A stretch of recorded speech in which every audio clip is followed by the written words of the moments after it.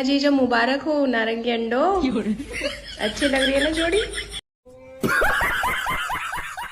तो निकाह कर रही है, अब साकिब सैफी जो है वो अंधभक्तों का जीजा बन गया। अब अंधभक्त माने या ना माने, लेकिन अंधभक्तों का जीजा तो ये साकिब सैफी ही है। अब इसको जीजा कहना ही पड़ेगा, क्योंकि कनिका शर्मा के परिवार वालों ने साकिब सैफी को चिढ़ा है। एक पंडिताई जो है अब मुसलमान घर की बहू बनने जा रही है।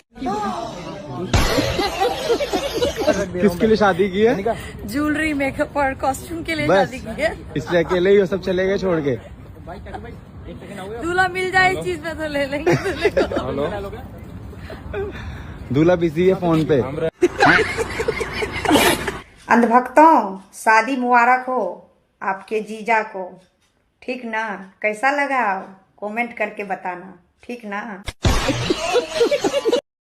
धुरंधर फिल्म से ज्यादा इस वक्त इस महिला की चर्चा हो रही है। सोशल मीडिया पर हर तरफ इनकी तस्वीर वायरल की जा रही है। भोंदू बाबा के साथ में, कैप्टन बाबा के साथ में लोग तरह तरह से सवाल उठा रहे हैं और लोग कह रहे हैं कि जब इतनी पढ़ी लिखी, इतनी शिक्षित महिला का संबंध भोंदू बाबा के साथ हो सकता है, एक अय्याशी बाबा के साथ हो सकता है, तो जरा सोचिए इस तरह की महिलाएं कैसे महिला आयोग की अध्यक्ष बन जाती हैं। क्या कहना चाहेंगे आप, जरूर बताएं। मोहब्बत जिंदाबाद था, जिंदाबाद है, जिंदाबाद रहेगा।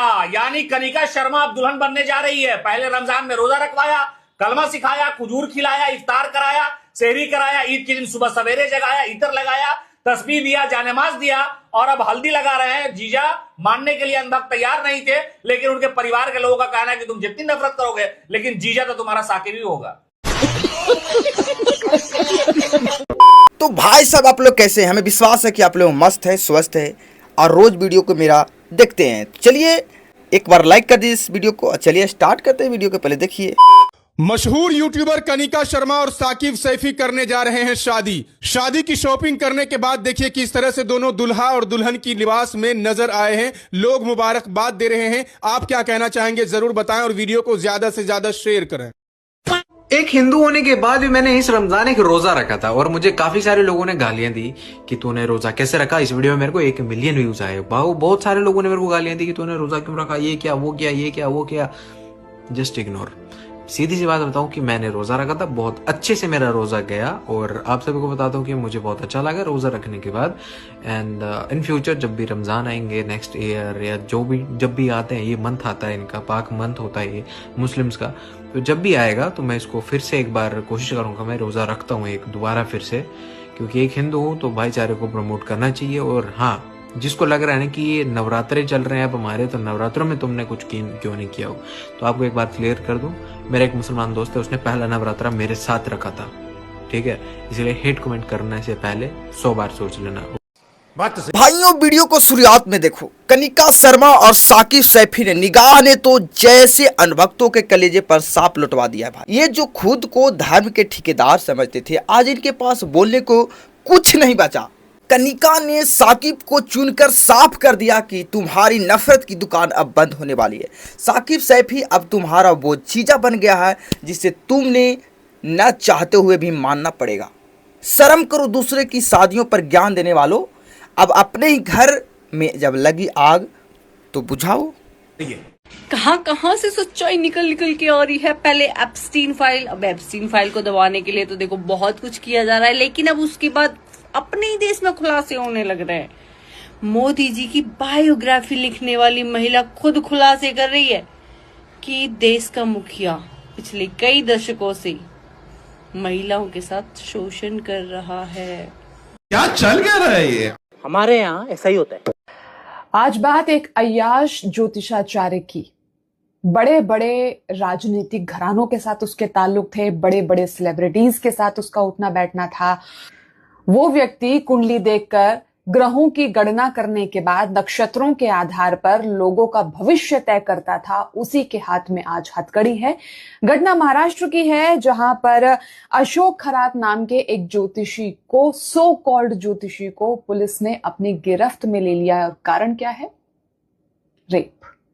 भाई साहब अब जरा इन ढोंगी बाबाओं का तमाशा देखो। एक तरफ ये भोंदू बाबा महिलाओं को शोषण के आरोप में पकड़े जा रहे हैं और दूसरी तरफ हमारे अंधभक्त भाई इन्हीं के चरणों में लौट रहे हैं। जब एक पढ़ा लिखा इंसान इन अयासी बाबाओं के चक्कर में फंस जाता है तो समझ आता कि देश में अंधभक्ति की जड़ कितनी गहरी है।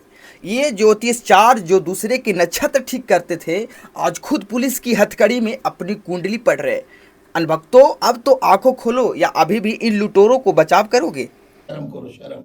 कुछ चमचों के झाट तो बोलते थे कि अंधभक्त सिर्फ गाय के मूत्र पीते हैं और गाय के गोबर खाते हैं।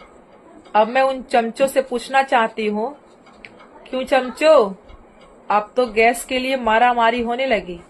अब तुम बताओ, गाय के गोबर से खाना बनाओगे कि भैंस के गोबर से कि सुअर के गोबर से?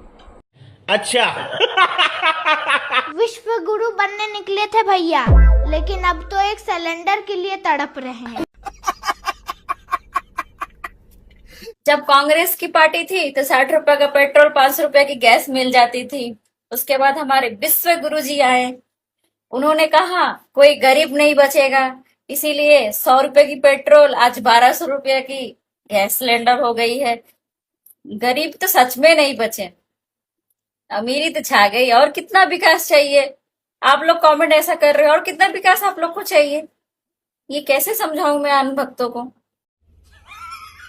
अनभक्तों जरा इधर ध्यान दो। विश्व गुरु बनने के चक्कर में सिलेंडर और पेट्रोल का दाम कहां पहुंच गए? खबर है कुछ, जब कांग्रेस के राज में 60 रुपये का पेट्रोल था तो तुम लोग छाती पीटते थे, और जब ये और आज 100 के पार पहुंच गया तो सन्नाटा छाया है। 1100 का सिलेंडर लेकर भी जो लोग विकास का गुणगान कर रहे हैं उनसे बड़ा अंधभक्त कोई नहीं हो सकता। गरीब खत्म हो रहा है, गरीबी नहीं, और तुम लोग अभी भी गोबर और सुअर वाली बातें में उलझे हुए हो। ये विकास है या विनाश, इसका जवाब कौन देगा? बाबा रामदेव खुल के ईरान के समर्थन में आ चुके हैं। जी हाँ, बाबा रामदेव कह रहे हैं ईरान के बारे में मैं बहुत ज्यादा नहीं जानता हूं, लेकिन इतना जरूर जानता हूं कि ये पैगंबर मोहम्मद साहब के रियल खानदान के लोग हैं, जिनको शिया कहा जाता है। इनको कोई झुका नहीं सकता, कोई मिटा नहीं सकता, और इनको कोई हरा नहीं सकता। बाबा रामदेव जीवन में पहली बार कोई अच्छा बात किया है। अब देख क्या रहे हो, शेयर करो।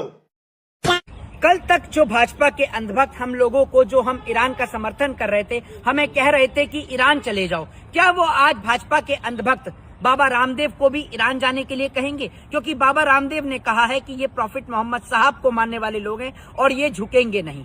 ये बात बाबा रामदेव ने कही है, तो क्या अंधभक्त अब उनको भी ईरान जाने के लिए कहेंगे?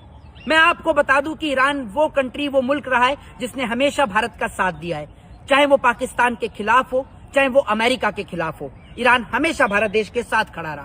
बहरहाल इस वीडियो पे आप लोगों की क्या राय है, क्या प्रतिक्रिया है? अपनी प्रतिक्रिया कमेंट बॉक्स में जरूर दें। खास पर अंधभक्त अपनी राय, अपनी प्रतिक्रिया जरूर दें। Okay okay, thank you. लेकिन और भाई धुरंधर 2 मूवी देख ली? अरे हाँ भाई देख ली, बहुत ही मस्त मूवी है यार। यार अपने मोदी जी तो एकदम धुरंधर निकले। अरे हाँ भाई, लेकिन उनसे भी ज्यादा धुरंधर मनमोहन सिंह निकले। मनमोहन सिंह? वो कैसे? अरे भाई, हमजा को मिशन पे किसने भेजा था?